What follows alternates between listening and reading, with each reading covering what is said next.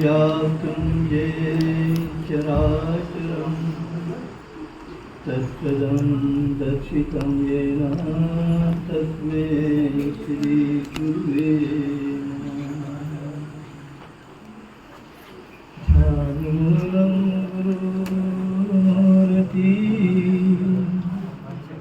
भूयामूलं मंत्रमूलं गुरुर्वाक्यं मोक्षमूलं गुरुकृपा मोक्षमूलं गुरुकृपा गुरुपादोत्कं कृत्वा गुरोरुश्रेष्ठभोजनं गुरुमूर्ति सदा ध्यानं गुरुस्तोत्रं सदा जपे। नाथ आपकी मूर्ति सदा हमारे पास, ध्यान इसी का हम करें अटल बने विश्वास। श्री प्रभु राम लाल की जय। शरण श्री सत्य गुरुदेव की जय। नाथ आपकी मूर्ति सदा हमारे पास, नाथ आपकी मूर्ति सदा हमारे पास, ध्यान इसी का हम करें अटल बने विश्वास। श्री प्रभु राम लाल की जय। श्री सत्य गुरुदेव की जय। सात दीप नवखंड में, सात दीप नवखंड में गुरु से बड़ा मान कोई, करता करे न कर सके सतगुरु करे सोई। करता करे न कर सके सतगुरु करे सोई। श्री प्रभु राम लाल की श्री सतगुरुदेव की जय। पिता से माता सौ गुना, पिता से माता सौ गुना, करती सुत से प्यार, माता से हरि सौ गुना, हरि से गुरु सौ बार। श्री प्रभु राम लाल जी की जय। शरणम श्री सतगुरुदेव जी की जय। शरणम मुझसे बढ़कर जड़ नहीं, मुझसे बढ़कर जड़ नहीं, रखना प्रभु जी ध्यान। ठुकराना दास को परम निमाना जाए। श्री प्रभु राम लाल जी की जय। शरणम श्री सतगुरुदेव जी की जय। शरणम करुणा सागर श्री प्रभु जी की भक्ति स्वरूप बंधुओं के चरणों में लाख लाख नमन।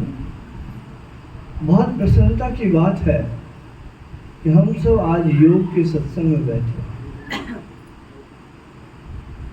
अगर कोई सत्संग उत्तम है तो योग से बड़ा कोई सत्संग नहीं होता। और योगी सतगुरु से बड़ा कोई सतगुरु नहीं है। प्रभु जी हमारे योगी सतगुरु इनसे बड़ा कोई सत्संग नहीं होता। योग धर्म से बड़ा कोई धर्म नहीं।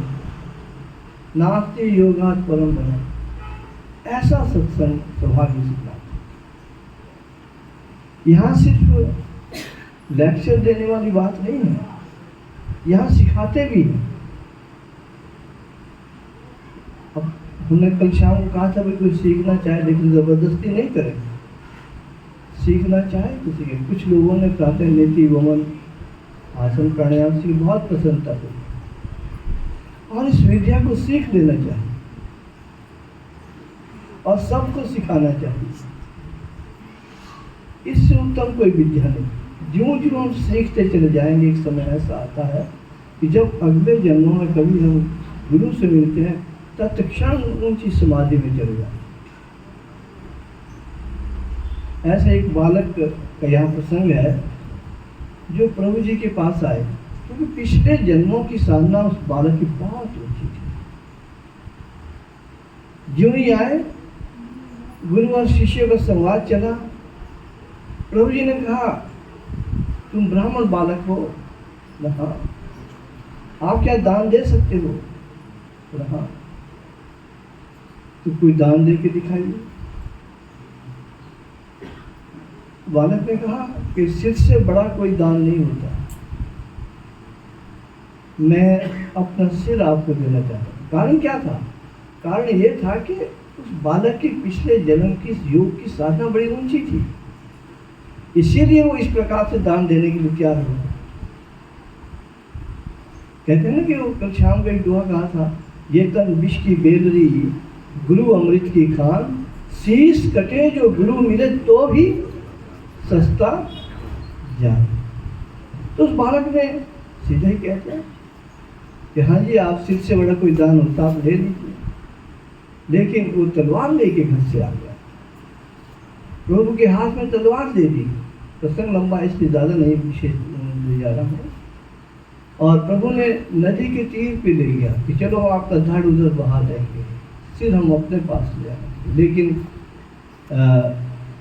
प्रभु ने ऐसा नहीं किया, तलवार को दरिया में फेंक दिया, उसको अपनी पीठ पे ला के एक मंदिर में ऊंचाई पर मंदिर था, अपनी पीठ पे उठाना, क्योंकि वो समाधि में चला गया, चल नहीं सकता था, क्योंकि तत्क्षण उसको समाधि लगी।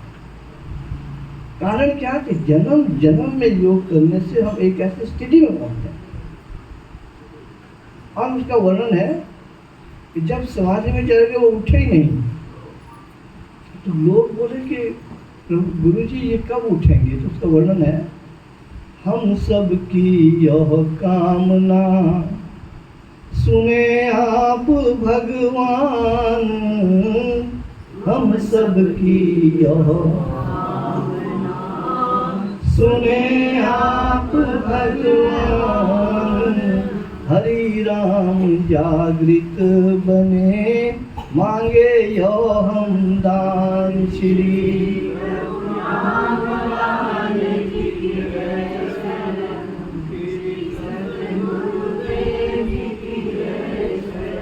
उस बालक का नाम था हरि राम। ये जागृत हुए तो डेड है, हमारा सब आपसे प्रार्थना करते इसको उठा दो। तो प्रभु जी ने हाथ उसके सिर पे रखा, शक्तिपात किया, तो हरि राम जी क्या हुआ? आंखें बंद थी, पलकों में कंपन भया, फिर दिखा चमकार। आंखें फटफटाने लगी थोड़ी, फिर प्रकाश जैसा दिखा, आंखें उसकी खुल गई, नभ में जय जयकार, तो जय जय जय की ध्वनि वो सुन रहा था। ऐसा उसके साथ हुआ। पलकों में कंपन भया, फिर दिखा चमकार, आंखें उसकी खुल गई, नभ में जय जयकार।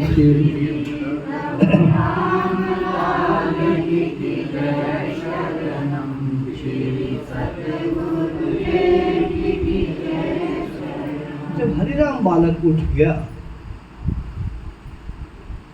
तो लोग बड़े प्रसन्न हुए, सब ने उस पर फूल बरसाए और प्रभु को माथा टेका।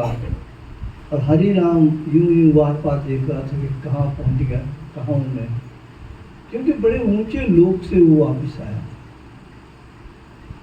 उसकी पूर्व की कमाई ऐसी थी। लिखा कि कहां से कहां उतर कर आया, प्रभु चरणों पर शीश झुकाया। प्रभु ना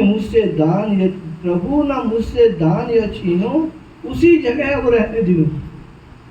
और प्रभु जी से कहने लगा कि ये आपने जो दान दिया था मुझे बहुत ऊंची समाधि का कहाँ पहुंचा दिया था मुझे, लेकिन अब इसको मत छीनो, मुझे वही रहने दो। जब समाधि मिलती है तो वहां से वापस नहीं आना चाहते हम। कहते वो इतना बड़ा आनंद है, उसके बाद कोई धरती पे आनंद नहीं है। हरिराम जी वापस नहीं आना चाहते थे कि वहां तो बिन धूम ही वहां हुताशा, कोटि सूरज का प्रकाशा। हरिराम कह रहे जनाब, बगैर धुएं के वहां पर आग जली हुई, तो धुआं भी नहीं निकलता, और करोड़ों सूरज का प्रकाश वहां पर है। आपके चरणों से गंगाधारा बहती देखी जगदारा, आपके चरणों से गंगा मैंने वहां बहते देखी। हरिराम कह रहा था, अपने समाधि का वर्णन कर रहा था। उसके कण मात्र का पान कर दे पापी देशवान। अगर थोड़ा सा भी उसका कण ले लें उस गंगाधारा में, पापी भी देव हो जाए। ऐसा कुछ मैंने देखा। मंजन उसमें कर रहे देवों के भी देव, यशोगान है कर रहे सदगुरु का देव। आप गुणगान गा रहे हैं, उसका नहा रहे हैं, सब जल को पी रहे हैं। मैं कहाँ था, आपने कहाँ ले आया? और वो क्या कहता है कि ऐसे उत्तम लोक से क्यों नीचे है लाए? इतने ऊंचे लोक में था, आपने नीचे क्यों लाया? क्या मेरा अपराध है पाई जो सजा? क्या मैंने कोई कसूर कर दिया, ये सजा दे दी आपने? संसार में आने को योगी सजा समझता है, और वहां समाधि में जाने को ही मजा समझता है। क्या कह रहा है कि ऐसे उत्तम लोक से क्यों नीचे हो रहा है? क्या मेरा अपराध है पाई ये सजा? क्या क्या पाप कर दिया गुरुदेव?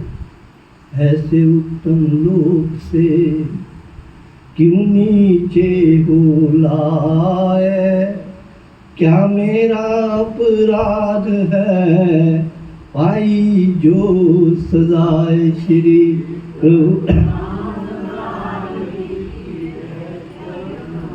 श्री सतगुरुदेव जी की जय।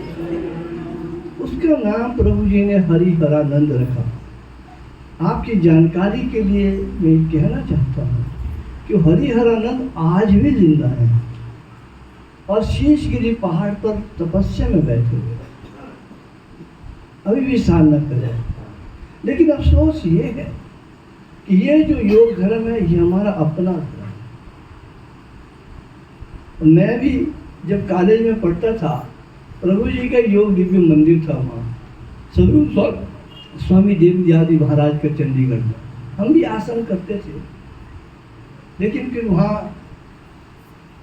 आपस में कॉलेज के उसकी बातें करते थे कि मुझे यार मंदिर योगी लोग हैं, ये कहते सूत्र का डोर डालते नाक में, फिर ये कपड़ा भी खाते हैं। भाई हमसे ये तो नहीं होगा, हम भी डर गए। सूत्र का डोर डालते, भाई हमें आसन उसन तो याद कर देंगे, सांस वगैरह भी खींच देंगे, और डर के मारे हम गए ही नहीं।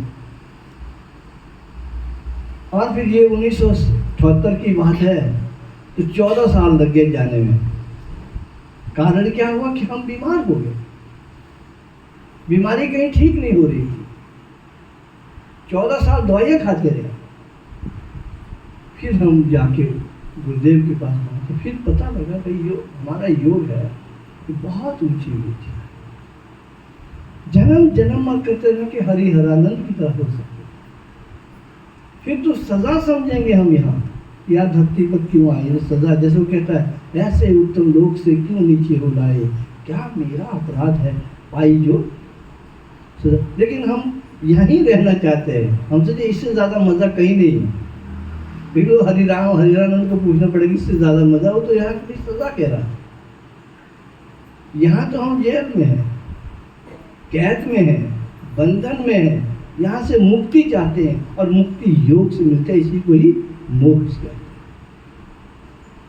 ऐसे तो समझाते रहेंगे मोक्ष ये है वो है, लेकिन इस रामायण से इसके प्रसंगों से हमको बड़ी आसानी से पता लग गया था कि मुक्ति क्या है, संसार क्या है।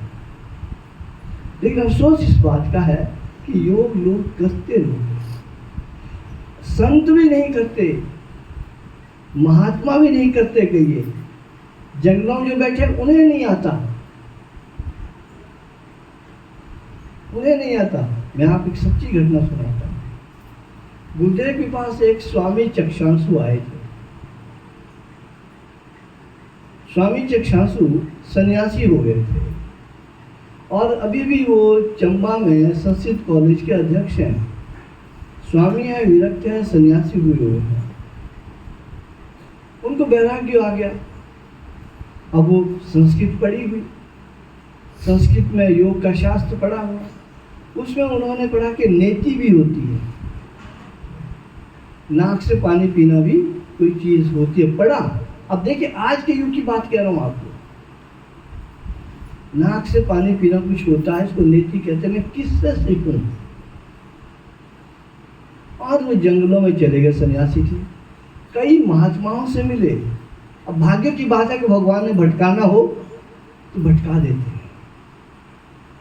उनको भटकन लिखी थी और आप नहीं मानेंगे 19 साल तक उसको नाक से पानी सिखाने वाला नहीं मिला।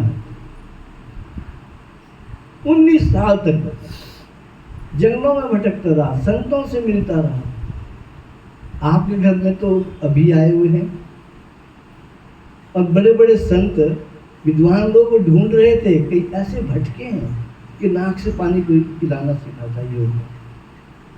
और जो भी संत मिलता, अपने को तो संत को आता कुछ नहीं था और उसके अंदर शक डाल देते थे, हम आपको सिखा तो देंगे पर अगर पानी दिमाग को चढ़ गया ना फिर हम कुछ नहीं कर सकते। अब देखो शक अलग डाल दिया।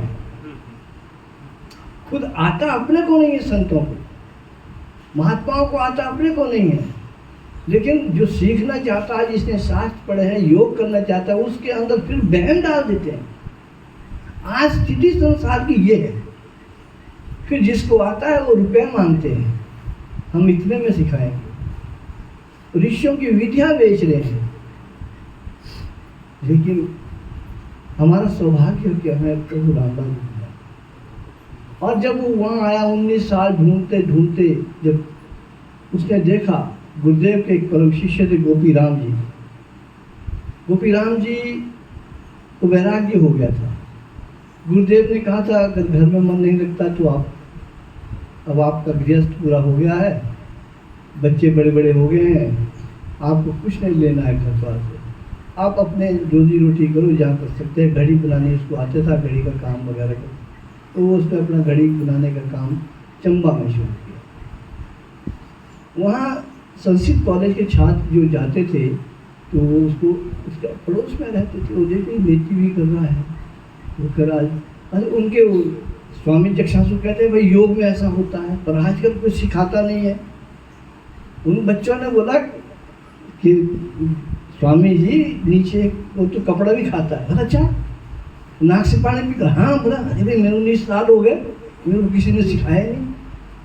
वो जाके उनके चरणों में पड़ा गोपी राम किया। देखिए जो छोटी सी विधि जो नाक से पानी, उसकी इसकी कहानी सुनूंगा। चरणों में पड़ा, हाथ जोड़े, गोपी राम मुझे सिखाओ। अरे एक बात है कि कहीं मैं मर तो नहीं जाऊंगा, दिमाग में तो नहीं चढ़ेगा। वो शक जो है ना ऐसा खराब होता है। गोपी राम ने बोला नहीं मरेंगे आप, मतलब कभी कभी हुआ पर एफिडेविट ले लो। बोला एफिडेविट ले लो एसडीएम के पास जाके 10 रुपये, अगर मरेगा तो गोपी राम जिम्मेवार। वो बड़ा हैरान हो के बड़े दावे से कहता है यार, कहते एफिडेविट देता हूँ अगर आप कहीं नहीं चढ़ता, बहम है सब। तो स्वामी चक्षांशु को उसने सूत्र नीति, धोती, ये सारी बातें करके फिर आपके गुरु कौन है? मेरे गुरु होशियारपुर में थे, जो हमारे सदगुरु हैं। हमको उन्होंने अपने चरणों में कई वर्षों तक रखा था, छोटी मोटी सेवाएं वहाँ दे रखी थी, जिसके लायक हम नहीं थे। फिर हमें कहा गया कि भाई स्वामी चक्षांशु का प्रवचन भी रखा जाए। तो स्वामी चक्षांशु ने वहाँ प्रवचन दिए, सारी बातें उसने सारी संगत को सुनाई कि भाई मेरे साथ ऐसा सब हुआ। तो हम तो बड़े सौभाग्यशाली हैं। जिन देवों के लोग तरसते हैं उसको सिखाने वाले आपके घर में आए हैं और कुछ नहीं लेंगे, सिर्फ सीखिए और फिर हरिहरानंद बन जाएंगे। फिर ऐसे लोक में जाएंगे किसी जन्म में जहाँ से आपको सोचेंगे ये लोग तो सजा है, ऐसे उत्तम लोक से क्यों नीचे हो लाए, क्या मेरा अपराध है, आई ये सजा है। गुरुदेव क्या कर रहे हैं आप? लेकिन हम देखो उस लोक में नहीं जाना चाहते हैं, उस आनंद को नहीं प्राप्त करना चाहते, उस मुक्ति को, उस साधना नहीं चाहते, लेकिन हमें ये संसार अच्छा है। जबकि ये उतना अच्छा नहीं है, ये एक साधन है संसार वहां जाने के लिए। ये शरीर एक साधन है वहां पहुंचने के लिए। और फिर सतगुरु हैं, सतगुरु हैं प्रभु रामदास जी महाराज मिले। पिता से माता 100 गुना, करती सुख से प्यार, माता से हरि 100 गुना, हरि से गुरु से। वो इस लोक के दुख भी देखेंगे, यहाँ की हमारी समस्याएं भी देखेंगे, ये हमें प्यार भी देंगे, लेकिन मोह नहीं करने देंगे, मोह नहीं करने देंगे। प्यार जब सीमा से बढ़ जाता है तो उसको मोह कहते हैं। फिर वो नहीं होना चाहिए, उसको नहीं करने देंगे, प्यार करवाएंगे। प्यार के बगैर संसार नहीं चलेगा, क्योंकि मोह नहीं होना चाहिए। एक भजन भी होता है ना, क्या है भाई? हाँ, मोह से कोई पर्दा उठा ही नहीं। आगे जो करिश्मा था होना हुआ ही नहीं। यानी करिश्मा अगर मोह हो गया तो मोक्ष का करिश्मा तो नहीं होगा भाई। ऊंची साना में मोह से कोई पर्दा उठा ही नहीं, जो करिश्मा था होना हुआ ही नहीं। और कुछ है? सब यहाँ अपनी मर्जी से कर रहे हैं, अपनी मर्जी से सब धरती पर गुजारें। हाँ, सब अपनी मर्जी से यहाँ करते हैं कर्म, जैसे धरती पे कोई खुदा ही नहीं। अपनी मर्जी से सब, हाँ गाओ अपनी मर्जी से सब कर रहे हैं कर्म, अपनी मर्जी से सब कर रहे हैं कर्म। जैसे धरती पे कोई खुदा ही नहीं, मोह से कोई पर्दा उठा ही नहीं, मोह से कोई पर्दा उठा ही नहीं। अपनी मर्जी से सब कर रहे हैं कर्म, अपनी मर्जी से सब कर रहे हैं कर्म। जैसे धरती पे कोई खुदा ही नहीं, जैसे धरती पे कोई खुदा ही नहीं, मोह से कोई पर्दा उठा ही नहीं, मोह से कोई पर्दा उठा ही नहीं। जो करिश्मा था होना हुआ ही नहीं, जो करिश्मा था होना हुआ ही नहीं, मोह से कोई पर्दा उठा ही नहीं। आखिर फिर वही बात आ गई, काम, क्रोध, लोभ, मोह और अहंकार, ये पर्दे उठ जाने चाहिए। और ये पर्दे उठने का तरीका है सत्संग, गुरु का सानिध्य और योग की सानिध्य।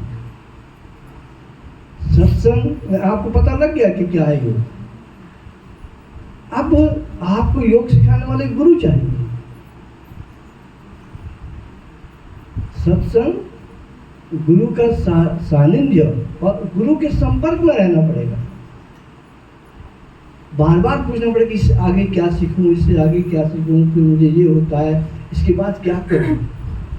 सत्संग, गुरु का सानिध्य और योग की साधना, तो जीवन सफल उससे हो जाता है। और प्रभु कृपा करे कि देहरा वाले खूब योग सीखे, स्वामी चक्षासु की तरह डरे नहीं, ना इन्हें कोई डराए कि 19 साल तक बेचारा सारे जंगलों की खाक खाता रहा और कोई नहीं मिला। जाके चंबा में गोपी राम जी ने उनको, आप सीखे सब, कुछ लोगों ने सीखा, अच्छा लगा, भक्ति भी करें, सिखाने वाला योगेश्वर प्रभु रामलाल जी महाराज। ये यत्र तत्र सर्वत्र प्रभु है, कलियुग के कल्याण के लिए आए हुए हैं। ये देह में भी रहते हैं और निराकार भी है। अब ऐसे प्रभु को मिल जाने के बाद कहाँ जाना, आपसे लग जाएगा, रास्ता ये खुद बता देंगे। और अब दीपा भी लगी हुई है, धीरे धीरे सीख रहे, संजीव लग गए, इनके बच्चे लग गए, और परिवार, पहले से परिवार बनेगा ना, फिर दूसरा परिवार बनेगा, और दूसरा परिवार भी उनके साथ होगा, फिर जाके समाज बनेगा। पहले अपने को आना चाहिए, बच्चों को आना चाहिए, फिर पड़ोसियों को आना चाहिए, फिर पड़ोसी को देख के प्रचार आगे होता है। ऐसा नहीं कि इकट्ठे या बुलाए और बिसम बजाए उसके बाद कुछ भी नहीं, क्योंकि किसी को आता तो वहाँ है नहीं, हमने आया सिखाया चले गए। न गुरु का सानिध्य रहा, न योग की साधना रही, न परिवार ने सीखा, न पड़ोसियों ने सीखा, न फिर समाज ने सीखा। तो जस्ट वो खाली खोखे की तरह आए और ढोल बजाए चले गए, और बाद उसके बाद वहाँ जीरो हो जाता है। तो प्रभु जी कृपा करें भाई, आपके परिवार वाले, आपके रिश्तेदार वाले, देहरा वाले आपके योग की साधना करें, प्रभु का प्यार प्राप्त करें, और फिर हरिहरानंद की तरह ऐसी जगह पहुँचे कि ऐसे उत्तम लोक से क्यों नीचे हो लाए, क्या मेरा अपराध है पाई जो लगे कि ये हो, यहाँ तो हम जेल में हैं। लेकिन हमको लगता नहीं कि यहाँ हम जेल में हैं। जब तक ये आभास नहीं हो, जब तक योगी साधना में नहीं जाएगा, तब तक उसको ये अच्छा लगेगा। जब इससे कुछ अच्छा मिलता है ना, फिर इसको छोड़ने को जी करे। जब तक इससे अच्छा हमको नहीं मिला, हम नहीं छोड़े। देखिए योग कहता है इससे अच्छा है, लेकिन चलो, जब हम चलेंगे तो वहाँ पहुँचेंगे। बोल सच्चिदानंद महाप्रभु श्री रामदास पूर्ण पार ब्रह्म भगवान की